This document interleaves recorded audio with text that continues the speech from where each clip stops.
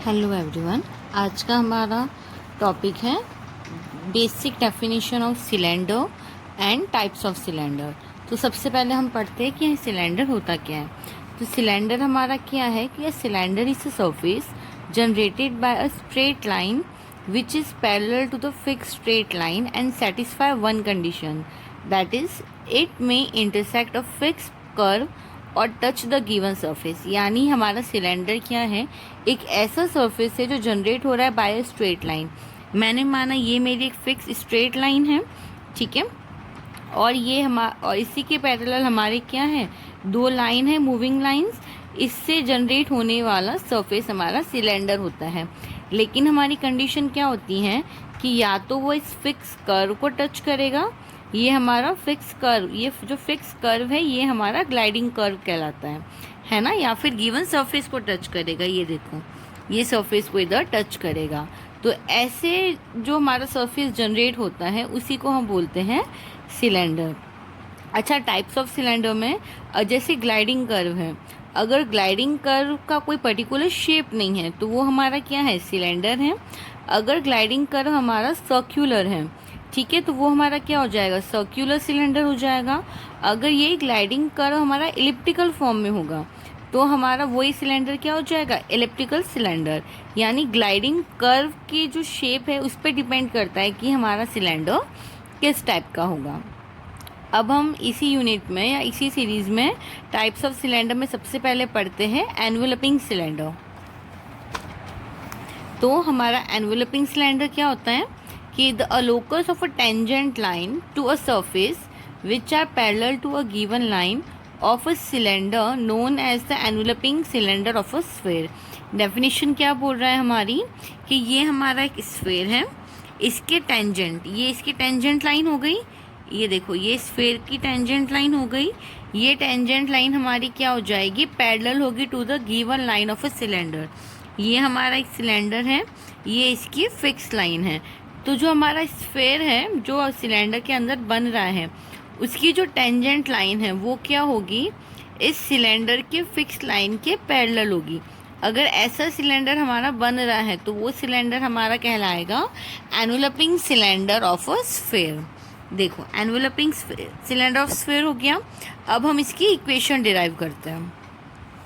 तो देखो, equation of enveloping cylinder हमारी क्या हो जाएगी, हमें फाइंड करना है कि the equation of the enveloping cylinder of a sphere. Sphere की इक्वेशन हमें गिवन है, that is x square plus y square plus z square equal to a square, जिसकी जनरेटिंग लाइन पैरेलल है to the line x by l equal to y by m equal to z by n.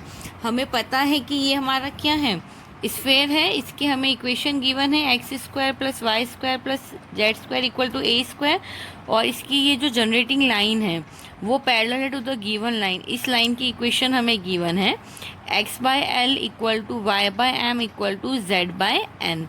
तो देखो, हमने क्या माना कि the given sphere, उसकी equation को हमने ले लिया equation number 1। Equation of line हमें गिवन थी क्वेश्चन में, उसको हमने ले लिया इक्वेशन नंबर 2। फिर हमने कंसिडर किया कि let P be the point on a tangent line. ये हमारी टेंजेंट लाइन थी तो हमने इस पर कोई भी एक पॉइंट मान लिया पी, उसके कोऑर्डिनेट हमने ले लिए x1 y1 एंड z1। ठीक है, अब देखो, हमने माना कि the equation of this tangent line, the equation of this tangent line हमारी हो जाएगी x minus x1 by L. हमें पता है इक्वेशन ऑफ लाइन हम ऐसे ही बनाते हैं। तो देखो, ये टेंजेंट लाइन जो थी हमारी, जो ये हमारी टेंजेंट लाइन है, ये पैरेलल है टू द फिक्स लाइन, इसके कोऑर्डिनेट हमारे एक्स वाई जेड है, तो इसकी लाइन हमारी बन जाएगी x minus x1 by l equal to y minus y1 by m equal to z minus z1 by n equal to k। इसको मैंने ले लिया इक्वेशन नंबर 3। अब हमने माना कि any point on this line, तो इस लाइन पे कोई भी पॉइंट हमारा क्या हो जाएगा, देखो वही हम कंपेयर करेंगे। तो x की वैल्यू आ जाएगी हमारे पास एल के प्लस x1 के, हम कोई भी वैल्यू यहाँ पे कंसीडर करेंगे। ठीक है, फिर हमारा ऐसे इसको और इसको कंपेयर करेंगे तो हमें मिल जाएगी y की वैल्यू, और इसको अगर हम कंपेयर करेंगे तो हमें z की वैल्यू मिल जाएगी। यानी इक्वेशन नंबर 3 से हमें एक्स वाई और जेड कोऑर्डिनेट मिल गए। अब देखो, if it lies on a surface 1, यानी मैंने माना कि ये जो पॉइंट है वो स्फेयर पे लाई कर रहे हैं, तो ऑब्वियसली बात है ये पॉइंट जो है वो स्फेयर की इक्वेशन को सेटिस्फाई करेंगे। हमने पढ़ा था स्फेयर की इक्वेशन, इक्वेशन 1 में हमने ली थी एक्स स्क्वायर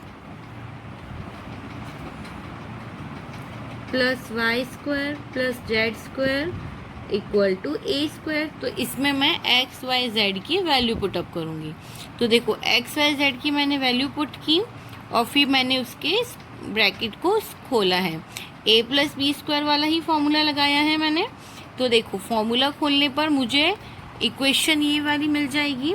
मैंने सिर्फ के स्क्वायर 2k और कांस्टेंट टर्म को सेपरेट किया है। तो ये हमारी क्वाड्रेटिक इक्वेशन बन गई इन अ टर्म ऑफ के। देखो ये हमारा बन गया, इसको लिख सकते हो A X square plus B X plus C equal to 0। इसी फॉर्म में ये इक्वेशन बन रही है, यानी ये हमारी क्वाड्रेटिक इक्वेशन है। अब since line 3 touch the sphere, मैंने बोला कि जो थर्ड लाइन है हमारी इक्वेशन ऑफ टेंजेंट, तो टेंजेंट हमारे स्फेयर को टच कर रहा है। इसका मतलब क्या होगा कि जो क्वाड्रेटिक इक्वेशन जो है उसके दोनों ही रूट सेम होने चाहिए, यानी जो हमारी के की वैल्यू है वो एक सिंगल वैल्यू आएगी। क्यों? देखो अगर के की हमारी दो अलग अलग वैल्यूज़ आ जाती है, इसका मतलब क्या हो जाएगा कि ये जो टेंजेंट लाइन है इसकी दो वैल्यूज़ हो जाएगी के की वैल्यू रखने पर, यानी इसका मतलब ये इसमें से भी पास हो सकती है। लेकिन ऐसा तो पॉसिबल ही नहीं है, क्योंकि हमने पढ़ा है एनवेलपिंग सिलेंडर के लिए कि टेंजेंट लाइन इसको टच करते हुए जाती है, ना कि इसके अंदर से पास होगी। इसका मतलब ये है कि हमारा जो के है, यानी जो हमारा क्वाड्रेटिक इक्वेशन का रूट है, उसकी एक ही वैल्यू आएगी, यानी जो के की वैल्यू है वो सिंगल वैल्यू रहेगी, दो वैल्यू नहीं आएगी। तो हमने माना कि दोनों ही रूट्स इसके सेम होंगे, यानी के की हमें एक सिंगल वैल्यू मिलेगी।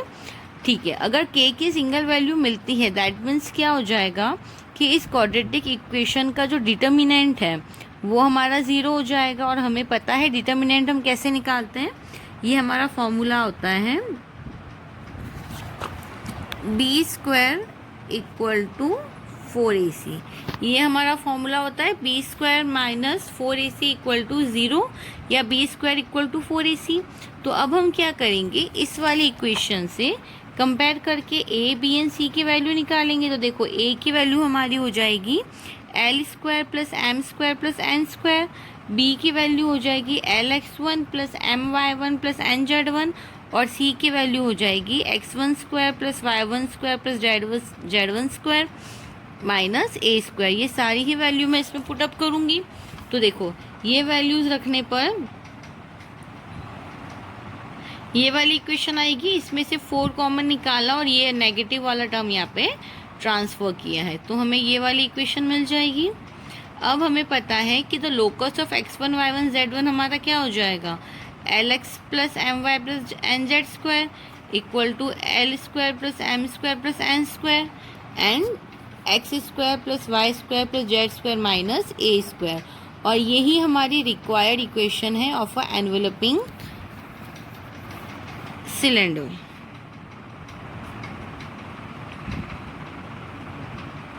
ये हमारी इक्वेशन ऑफ एनवेलपिंग सिलेंडर हो गई, ये वाली इक्वेशन जो है हमारी।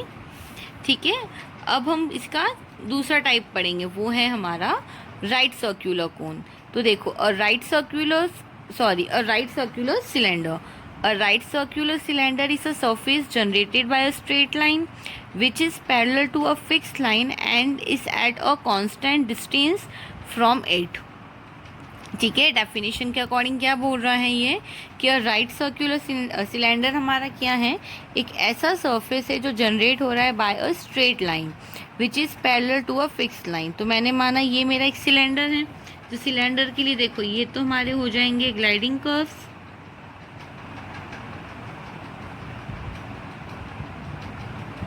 ये हमारी फिक्स लाइन हो जाएगी। ये जो लाइन है हमारी, ये लाइन हमारी है फिक्स लाइन, और ये हमारी टेंजेंट लाइन थी। अब देखो टेंजेंट लाइन नहीं थी, ये हमारी वेरिएबल लाइन है।